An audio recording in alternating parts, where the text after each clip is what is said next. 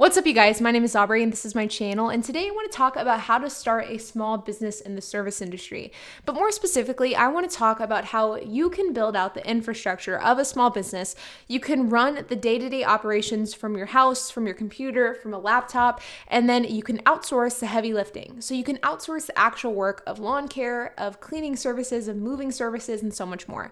So let's get started. Now, what I mean by a service-based business is exactly what I mentioned before. Businesses that are very labor-intensive and more towards the edge of being a blue-collar job.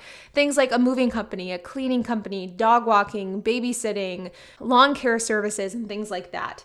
Now, the thing I particularly love about service-based businesses is the fact that technology most likely won't be replacing it anytime soon. There will always be people who want maids to clean their house. There will always be people who are moving that need movers to move their belongings. There will always be people who want and need lawn care service.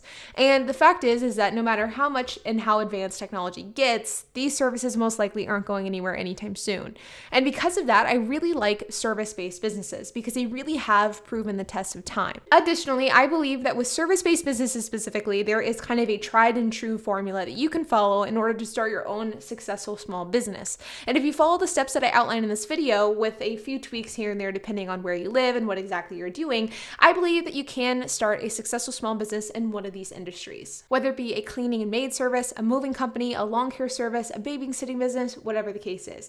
If you follow this formula and you actually put time and effort into this business, I do think that there's a high chance that you'll be successful. And so with that, let's dig into the very first step, and that is to figure out what you want to call your business and what industry you want to be in. Do you want to start a moving company, a cleaning company, a lawn care company, a dog sitting or pet sitting business? What type of business do you want to start? That is the very first aspect of this entire formula, and it's important that you choose something that one has a legitimate and real need. For example, if you start a business that is catering to reptile owners, I don't know how big the audience of that is. Whereas if you targeted a group of pet owners in general and you had the ability to cater to any pet and all of the categories of pets, then that would have a much more high likelihood of succeeding. So make sure that you choose something that you actually have knowledge on, or you have the ability to gain knowledge on the subject, but also something that has a wide enough customer base. That way you have a large pool of customers to choose from. Once you figure out what industry and what niche you want to be in, the second step is to figure out what you want to call your business. Now, when picking out your company name, it's important to keep a few things in mind. Number one, your name should be easy to understand, meaning that they should know what your business does by simply reading the name of your company. Number two is to keep it short, concise, easy to understand, and also easy to spell as well. You don't want people to have to spell it incorrectly in the Google search. You don't want people to guess the pronunciation of your company name. You want it to be very no-brainer as to what you are and how you spell it. And the third tip is to keep your company name to 3 words or less. This is important because it allows for it to be easy to understand, easy to digest, and also easy to type out. It's also easier when it comes to domain names and securing the name for your website. A few good examples of this could be like Dirt Be Gone for a maid company or Master Cleaners. For landscaping companies, you could do Landscape Experts, The Green Lawn, or Landscaping Solutions. All of these names are easy to spell, easy to pronunciate, and once you read the company name, you know exactly what they do. If you read a company name that says Landscaping Solutions, chances are you know that that company does landscaping and you don't think that it does maid services or it builds computers. So it's easy to understand, it's easy to spell, it's easy to pronunciate. Those are the keys to choosing a good company name. Once you have a company name, the next step is to get a business website and a business phone number. That way you can solidify the legitimacy of your company.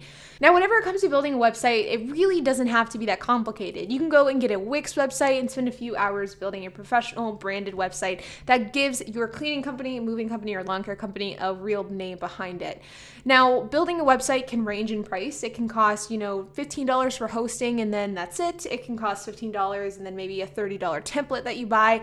For the most part, you should be able to easily get a website built for under $50. And there are so many different tutorials online that walk you through the process of how to build a website successfully. I will include a couple of my favorite tutorials down in the description below, but it truly really is something that doesn't have to be that difficult, and anybody who wants to do it can absolutely do it with a few YouTube tutorials. Once you have your website created, the next step is to get a business phone number. Now, whenever it comes to getting a business phone number, there are a few different routes that you can go down. You can get a full-fledged second number and you can do it through your phone provider and you could go about it that way. But an easier and significantly cheaper route would be to just simply get a Google number. And this is a great option if you're somebody who's just starting out and thus you're probably a bit low on funds.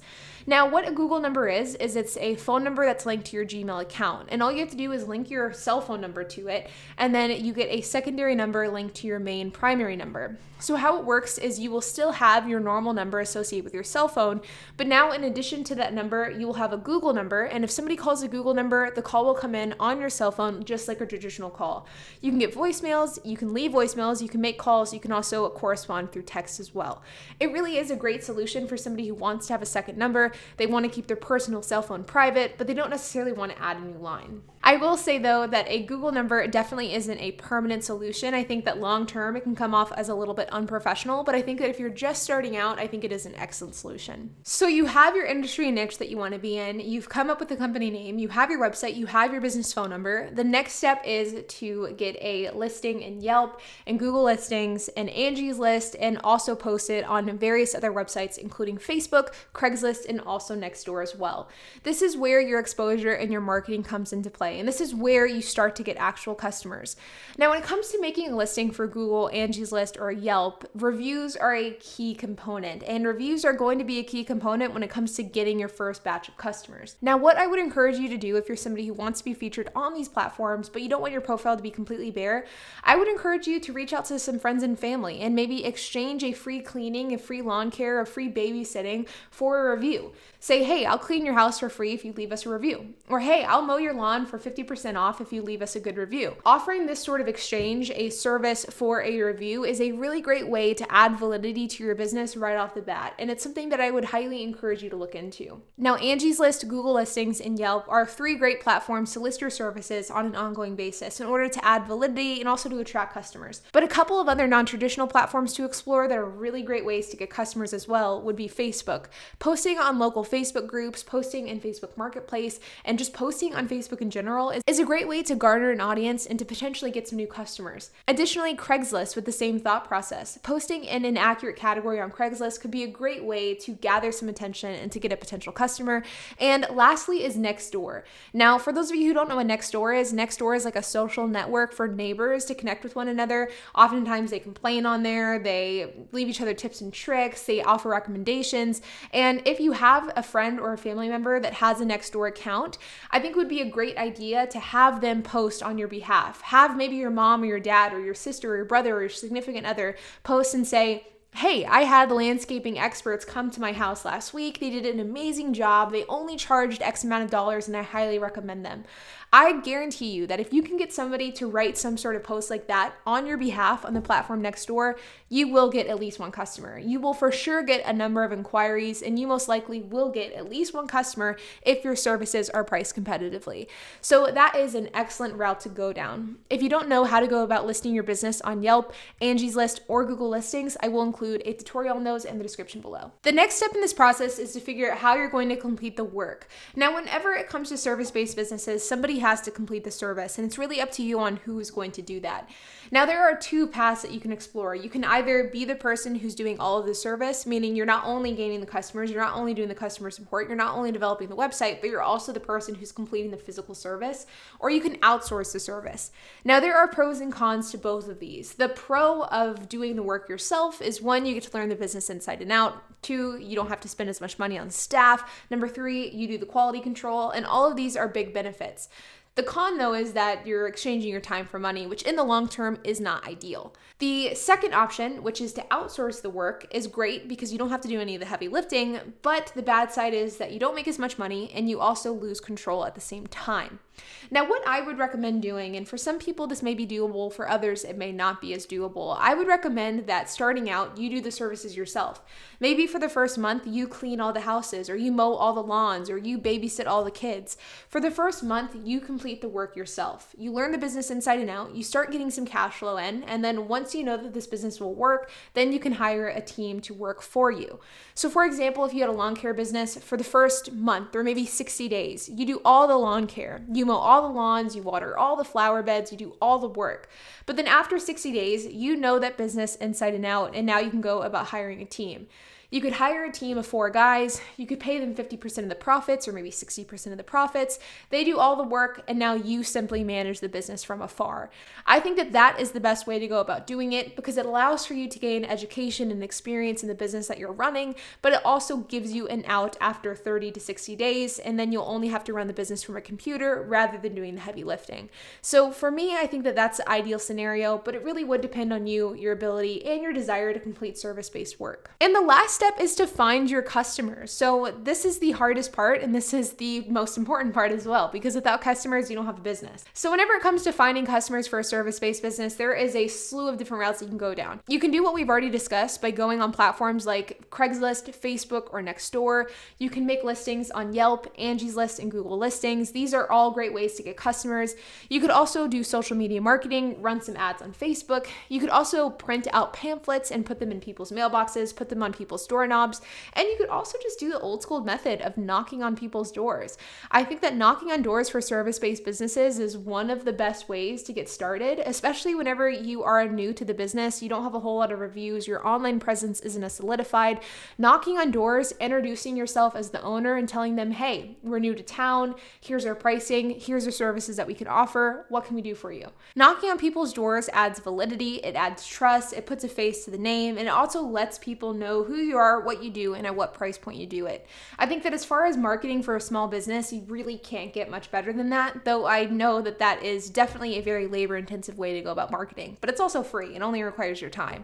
So I think that that is an excellent option to explore in regards to finding customers. If that route isn't for you, then going a traditional online route would work as well. Doing online ads, posting on Facebook, sending out emails to friends and family to spread the word. There are a number of different methods that you could explore. Now, once you have the infrastructure of your business built, you have your team of staff, you have your customers, now it's a matter of just managing the logistics between these 3 facets of your company. Between organizing appointments, organizing equipment, managing your staff, and then dealing with customer service, this is really kind of the bare bones of what a successful business is. Now, I know and I understand that this is a very vague and very bare bones explanation of how you can go about starting a service-based small business. But the fact is that this equation that I've laid out in this video works because I've seen it work dozens of times with people that I personally know.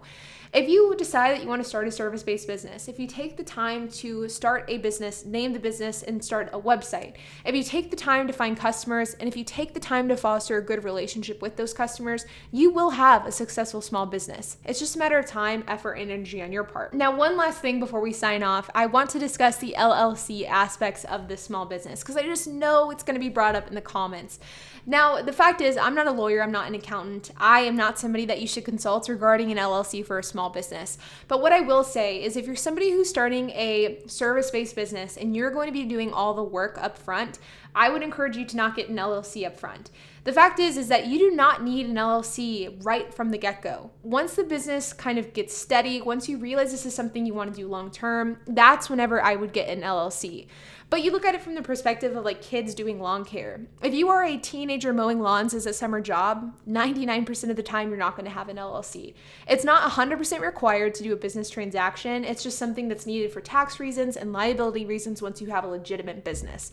So if you're somebody who is just getting their feet wet, if you're somebody that just wants to give this a try for 30 to 60 days to see how it works out, I personally, in my non-professional advice, I would say that an LLC is unnecessary until you actually decide that this is a business worth pursuing. If you form an LLC and then 30 days your business goes out of business because you decide you don't want to pursue it anymore, that's a lot of time, energy, and money wasted on something that wasn't even necessary to begin with. So if you're somebody who's wanting to treat this like a business from the get-go, you know you're going to want to expand this, you know you're wanting to grow this for years to come, then sure, an LLC is fine. But if you're somebody that's just experimenting, if you just want to give this a try for 30 to 60 days and see how it works out, I think an LLC is overkill. But again, you guys, I'm not a tax professional. I'm not a lawyer. So if you're interested in learning about LLCs, I would encourage you to reach out to somebody who knows way more about LLC formation than I do. But I would love to hear your thoughts. So make sure to leave a comment down below. And while you guys are at it, make sure to hit the like button, hit that subscribe button, and hit that notification bell. And I will see you guys in the next video.